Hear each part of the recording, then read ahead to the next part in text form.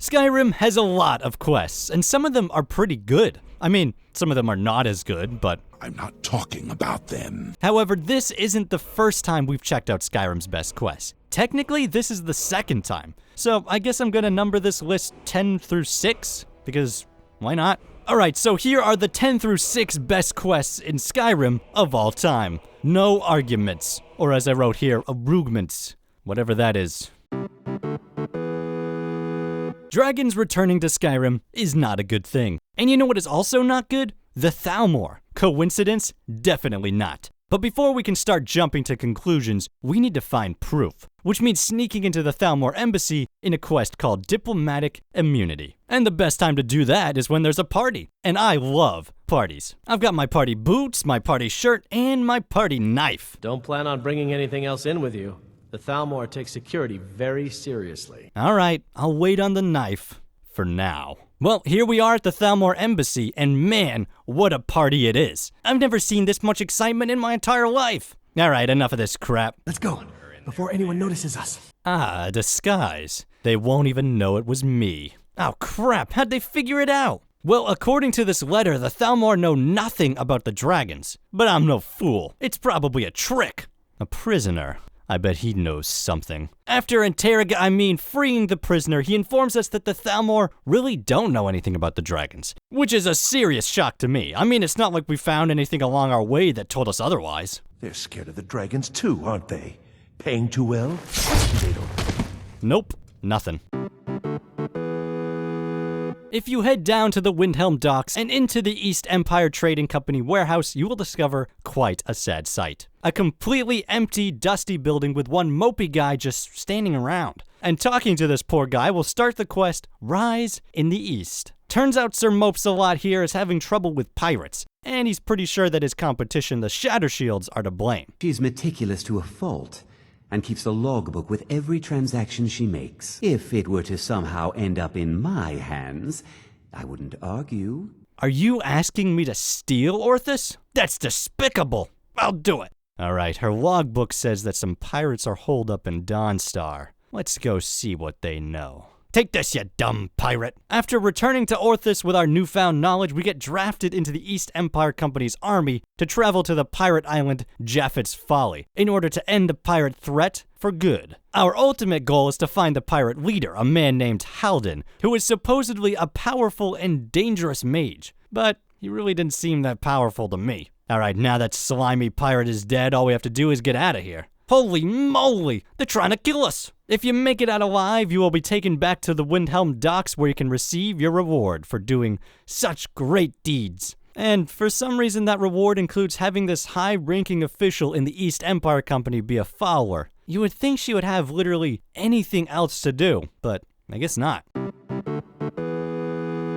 In the town of Raven Rock, there is an abandoned mine. Well, not totally abandoned, because there are people inside, but they definitely aren't mining. Instead, they are shouting about a conspiracy. And I love a good conspiracy. Well, I love a good mystery, but a conspiracy is close enough. And the only way to find the truth to this conspiracy is to delve into the mine and discover it for ourselves. And so starts the quest, the final descent. The mine itself is pretty well designed. It reminds me of the epic and gloomy mines of Morrowind, with its winding tunnels and deep pits. Far within the mine, we discover a long dead body with a rather interesting sword on him, the Blood Skull Blade, which has the ability to shoot waves of energy that deal massive damage. The energy waves themselves can be used to open up this really ominous looking door here. Sure, it looks like the gates to hell, but what could possibly go wrong? Oh, that actually wasn't bad at all. Oh hey, a book. Oh no, son of a... Once you make it out of that hellhole, all that is left to do is return to the guy who gave us the quest in the first place. And you're finished. Now at this point, you're probably wondering how this quest could possibly make it on a top 5 list. What truly makes this quest great is the impact it has on the game. It actually feels significant. Before you start the quest, the mine is abandoned and the town is all sad about it. But afterwards, the mine is reopened, and suddenly people are working in there again, and their spirits are lifted. It feels like you actually did something. Plus, they acknowledge you for it. It might not be as big of a victory as defeating Alduin, but it felt way more impactful. That's why I like it so much.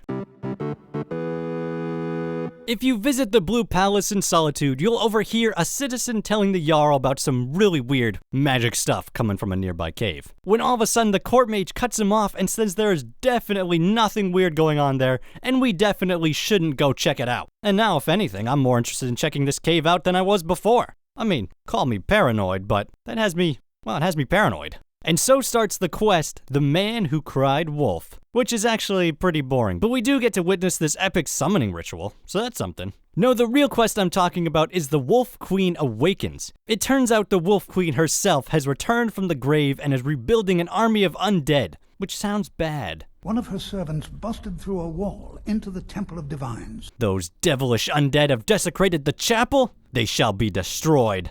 This must be the opening that guy was talking about. Wow, it's actually not a boring brown cave. That's pretty cool. Oh, never mind. After fighting a myriad of undead, we finally find ourselves face to face with Potema, the Wolf Queen, who has taken the form of the scariest thing imaginable, a big blue ball. You've come far, mortal, but can you stand against my inner council? Your inner council is just regular druggers? Yeah, I'm pretty sure I can handle that. After facing an onslaught of easily killable druggers, the Wolf Queen takes her true form to face us in one final battle. Oh god, she's hideous! At long last, the threat of Potema is finally over. No longer shall her weird skull head atop a normal human body threaten the world of Nirn. Tamriel is safe once more. There is no better way to unwind after a hard day's work than the local tavern. Where else are you gonna find great mead, fun company, and wonderful music? Oh, there once was a hero named Ragnar the Red who came riding to Whiterun from old Rorikstead. Actually, I could do without the music. The guards in this city are all lazy and undisciplined. Things need to change. Alright, screw this place. I'm going somewhere more enlightening. You look like someone who can hold their liquor. How about a friendly contest to win a staff? Now that sounds more like it. This is a special brew. Very strong stuff. I hear you, man. Sometimes I get pretty crazy too. Like that time I added orange juice to apple juice. Things got wild. After a mere 3 drinks, we pass out and wake up in a temple in Markarth. Now, the first time I played this quest, I wasn't really paying attention. And when the lady told me to pick up trash, I just said screw you and left. But if you do decide to be a model citizen, unlike myself, and pick up the random garbage, you'll discover there's actually more to this quest than it first appears. Most of it isn't particularly exciting, such as getting a goat from a giant and, picking up trash, but there are some rather shocking moments, such as discovering that you are almost married to a hag raven. I've been waiting for you to return, to consummate our love. Yeah, I'm sorry, but I'm gonna have to cancel. After that hag is dealt with, you learn that the staff you're after is located in an old fort overrun with mages. Oh yeah, we're doing all this just to get a staff. I mean, I personally wouldn't have bothered, but I think I already made that clear earlier. The staff itself is pretty cool, as it can summon a Daedric warrior to fight for you, but the real reward, as far as I'm concerned, is the ending, where you get teleported into a plane of oblivion and you get to meet the Daedric prince, Sanguine. Wow, I could stay here forever. I think it's time for you to go. Wait, what? No, I want to stay.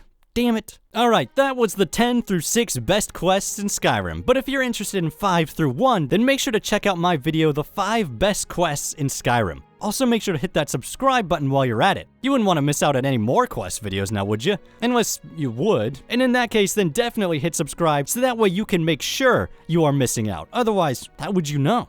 Alright, I'll see you guys on Tuesday where I will be Let's Playing the Night to Remember quest. Goodbye. If it's a lady you're looking for, you best look elsewhere. Once Mikhail gets them, they're got.